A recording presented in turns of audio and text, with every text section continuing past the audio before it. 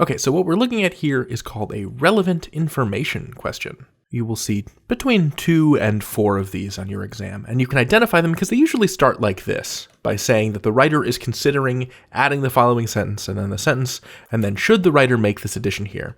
And you are being asked 2 questions. First of all, there's a binary, right? Like a this or that choice, a yes or no choice. And then there's a if so, why? If no, why? If yes, why? So what's nice as a strategy is we can first make that binary yes and no decision, because there's 2 yeses and 2 nos. We can knock out half the answers, and then we can free up some brain space to consider the rationale. Because you can be correct that the author should or should not make an addition, but if you haven't identified the correct reason, then you won't get the question correct. So let's take a look at the immediate context for the question. All my life, the sculptor Constantin Brancusi remarked, I have been seeking to capture the essence of flight. And the sentence, whatever it is, would go in here. Bird in Space is a work of abstract art. It is not a readily recognizable representation of the bird in its title, but rather a polished arc of bronze that calls to mind the animal's graceful airborne motion. All right, I'll stop there.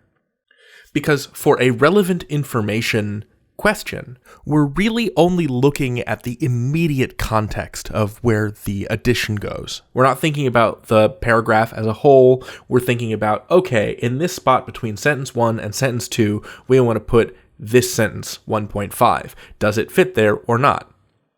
So, the writer is considering adding the following sentence. More than any of Brancusi's other works, the 1926 sculpture Bird in Space manages to achieve that aim. So before I even look at the choices, I'm going to determine, okay, yes or no, does that belong here? With these questions, the answer will be yes if when we're exploring the content, we notice that there's some kind of gap. So in the passage, for example, there's a gap between what Brancusi believes about sculpture and depicting flight and discussing bird in space. There's no introduction of bird in space. There is a gap there. The answer will be no when there is no such gap, and adding the sentence, it would distract from the point being made, or it would be irrelevant to the point being made. And I think the answer is yes, it does belong here. Because, okay, so the second sentence mentions bird in space, but it doesn't link bird in space to Brancusi. So I'm going to cross off C and D. We've made our binary decision, and now we can focus on the rationale, on why it makes sense to include this information. So, choice A, yes, because it helps explain why the US government would eventually recognize Bird in Space as a work of art. Now, we don't have the context for that, but that is what this passage is about. You can see at the very end of this paragraph, which is just part of a longer passage that I've excerpted. It says, more than just a visually arresting sculpture, then Bird in Space was responsible for changing how the US government recognizes art. That may be part of the same paragraph, but it's not part of the immediate context of where the sentence is supposed to go.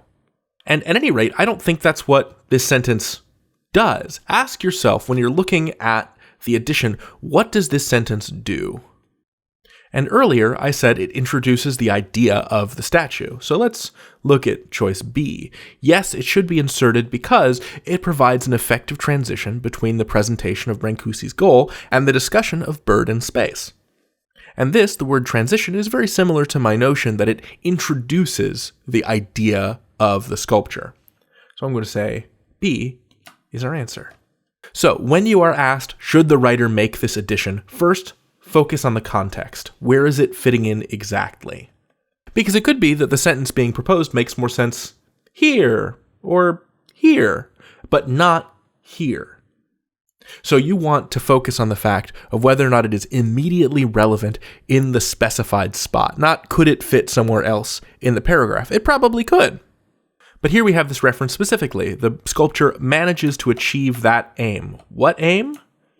Capturing the essence of flight, right? It even makes a reference back to the previous sentence. So we're trying to determine, does it fit in and why? So your strategy for relevant information questions like this is first to make that binary yes or no decision, and then determine the function of the sentence to help you figure out the reason to include it or not.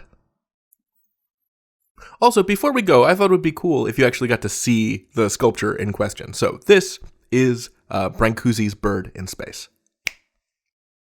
I really like it. It's one of my favorite sculptures. Okay, see ya.